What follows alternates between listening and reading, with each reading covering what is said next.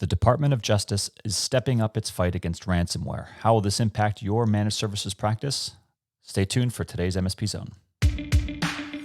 You're entering the MSP Zone, a podcast for the managed services community, covering news, analysis, and interviews from around the globe. Elevate your MSP game by staying in the MSP Zone.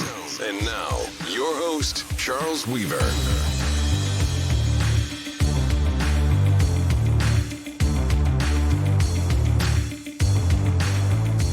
Very interesting article in Wall Street Journal.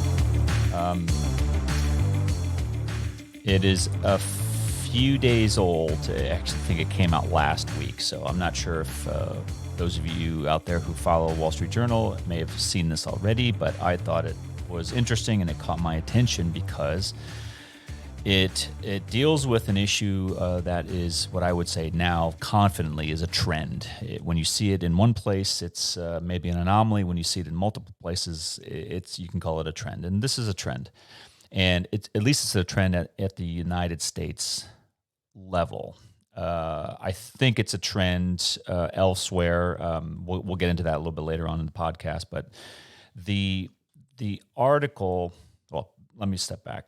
The title for today's episode is about the Department of Justice, the DOJ, and its considerable resources fighting or increasing its fight against cyber warfare, cyber terrorism, and in particular, one of the manifestations of cyber terrorism, cyber warfare is ransomware. Right? It's one of the many variants that are out there and are employed by the bad actors. But it is now a critical level to the point where the Department of Justice is acting. And it means something. So this article means something that has a bigger picture and a larger, shall we say, import to managed service providers and to your customers. And that's what we're going to talk about today. Now, there's a link in the podcast notes to the article. I heavily encourage you to check it out. It is, who wrote this? Dustin Volz. It was dated April 21st. And the article is titled Ransomware Targeted by the New Justice Department Task Force. And I'm going to read some sporadic statements here.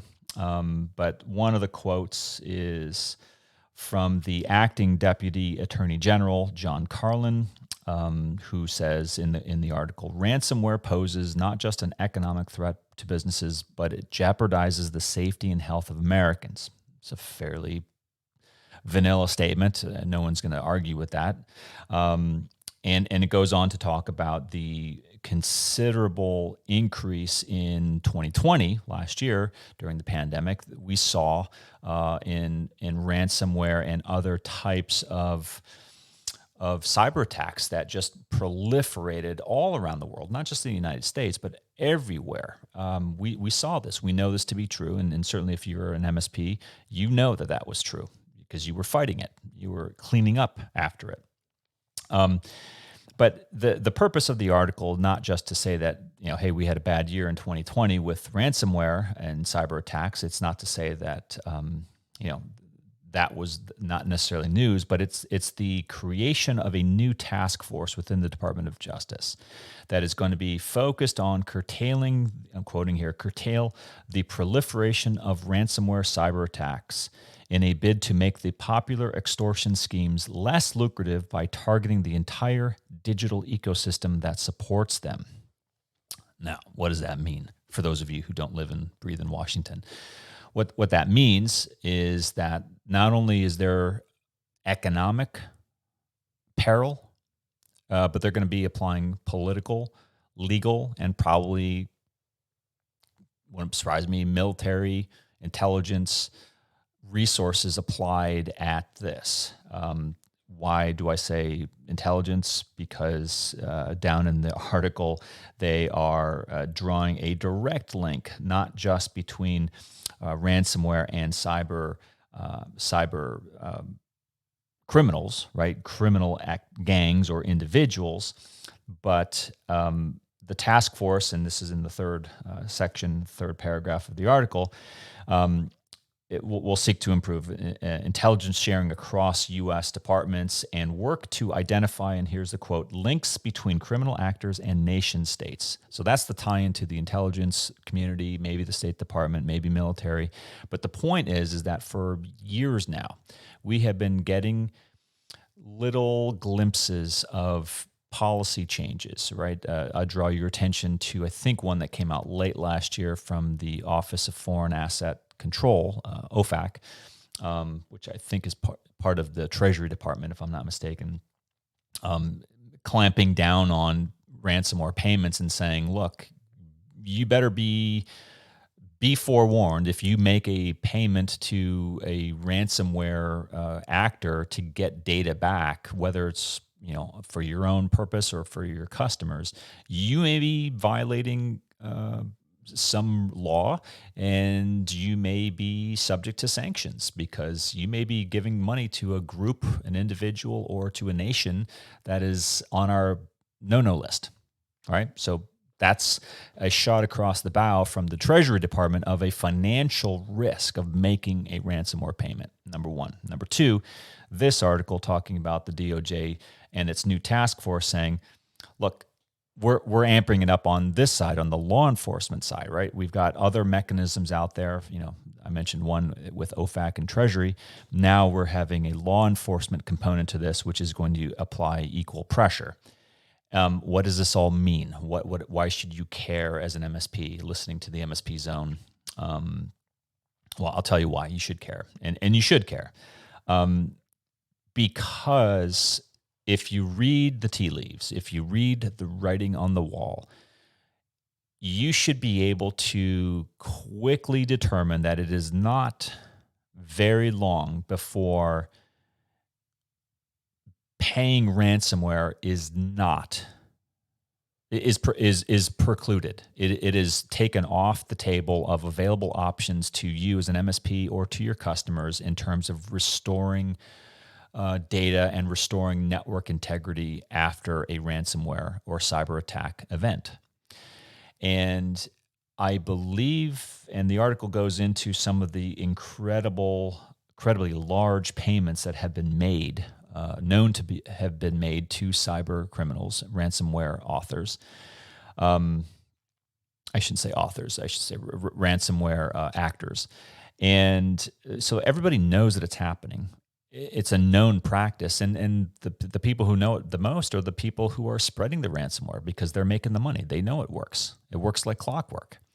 And now we're finally getting to the point where the federal government and the various federal government agencies are starting to say, maybe we should start taking that off the table, right? Let's stop making ransomware payments a option, and maybe that will drive better behavior on the prevention side. And I think that that's really where we're getting at here. And I think that personally, that's a good thing. I never liked the idea of ransomware payments because it excused the behavior. It's like maybe you learn the lesson from paying the bill, maybe not. But I don't necessarily see a lot of MSPs telling stories about ransomware victims who suddenly became very security conscious. Maybe they're out there. If you happen to be one of those and you want to tell your story, send me an email. I'd love to have you on the show. But I just don't see it as a corrective behavior, meaning making that ransomware payment isn't going to necessarily teach you a lesson to become better. You're just going to say, well, maybe I'm not going to get hit again. And if I do, then I just pay a fine, the equivalent of a fine, and I get my stuff back. What's so bad about that? Well, those days may be over. And if you're a practicing MSP, what is your guidance now to your customers who are saying, at that backup as a service quote, a proposal that you keep sending me to back up my data, I just don't think I want to spend that money. Because, so what? I don't really think I'm at risk. If I am at risk, if I actually ever get hit by ransomware, I'll just pay the fine, right? So it's a little bit of money, right? I'll probably save money by spending that money on the ransomware person versus paying you, the MSP. Right? I'm talking out loud, right? What a client might be thinking inside their head as they decline that proposal for managed backup services. I don't think that's an option anymore. I just don't. Same with, I don't really like using multi-factor authentication. It slows me down when I want to go log into my gaming platform or social media or do my online day trading. It's just it's a hassle, and what good does it really do? I'd rather not use it. No, declined. All right, these are all parts of the defensive network that we all know work. MSPs, good MSPs, this stuff works. And it's a layered defense. Not one thing is going to stop any one attack, but a layered approach is going to increase your odds of surviving or defending against an attack, which is, let's face it, they're coming from everywhere and they're indiscriminate. They don't care. They're not always targeting you. They're just throwing something against the wall and seeing what sticks. Back to the article. So if you had to take a guess, if I had to take a guess, I would say that we are nearing the end at which ransomware payments will be allowed as accepted practice. We talked about the OFAC, sanctions issue.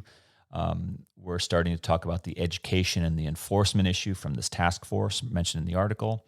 And we haven't even talked about yet legislative efforts to curb ransomware payments of the type that we are seeing in, first thing that comes to mind is the Louisiana MSP registration law, which does state that the MSPs need to disclose ransomware payments if they have been if they've made them.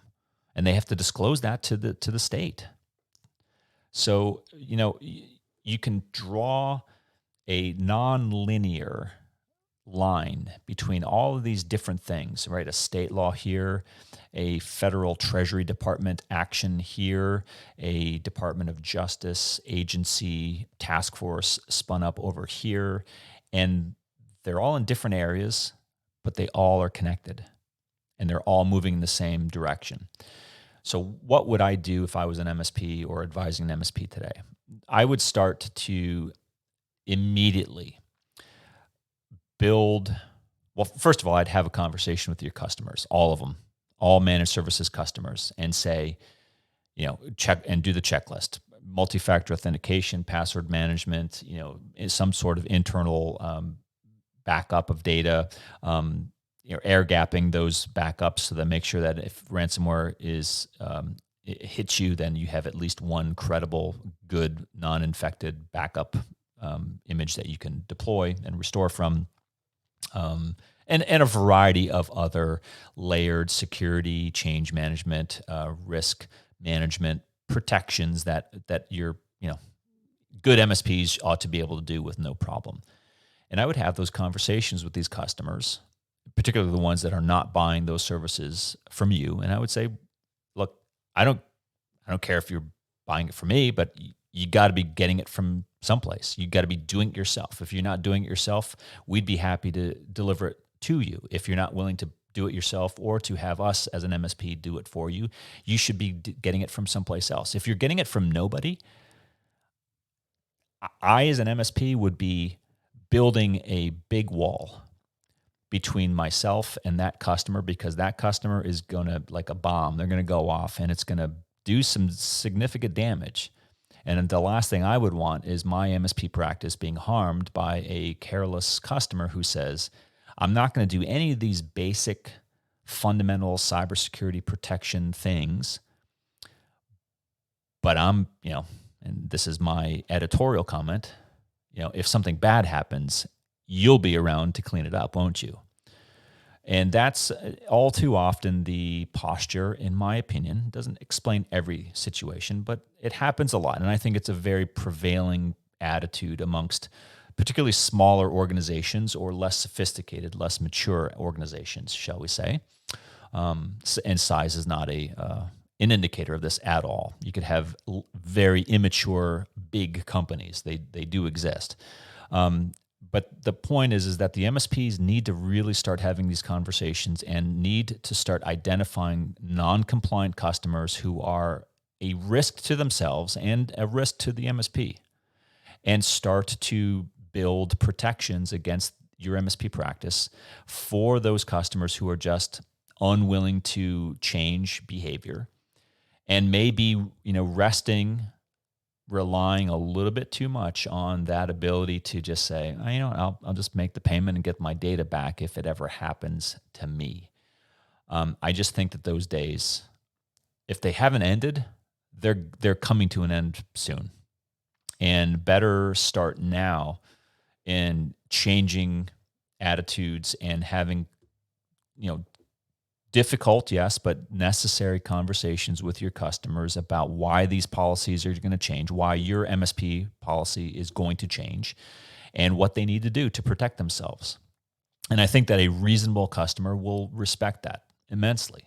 They will appreciate the fact that you're giving them honest advice, that you're giving them, you're not just giving them good advice. You're helping them, save them time and aggravation and effort and potentially money by making foolish decisions that can have other bad consequences down the road as a result of their inaction, shall we say. And that really is the main purpose of this article. It's not the purpose of the article. It's my analysis of this article and why it is important to the MSP profession today. Don't be surprised if we revisit this in the near future and see more action from other agencies, and maybe even starting to see things happening elsewhere in the world, outside of the United States, along the similar lines. Because once this gets out, you're going to see larger other countries, more developed countries, follow suit and start to say, you know what, this is probably a good policy, and we're going to follow suit. We're going to take the same approach to our businesses and our citizenry in protecting them against ransomware. Mark my words, that's probably going to happen in the near term. Anyway, give the article a read. I'll include the link in the show notes. If you have questions, if you have comments, if you have experience with this, we'd love to have you on. Again, if you want to be anonymous, if you want to, just be very minimal about what you talk about, we're fine with that. We'd love to have your perspectives on here and share them with the audience and the rest of the MSP population. Until next time, be safe. Keep doing what you're doing, and we'll see you on the next MSP Zone. Thanks for listening. If you enjoyed today's episode, please give us a like. Make sure you are subscribed to the podcast so you will get notified when future episodes are released. We will see you next time in the MSP Zone.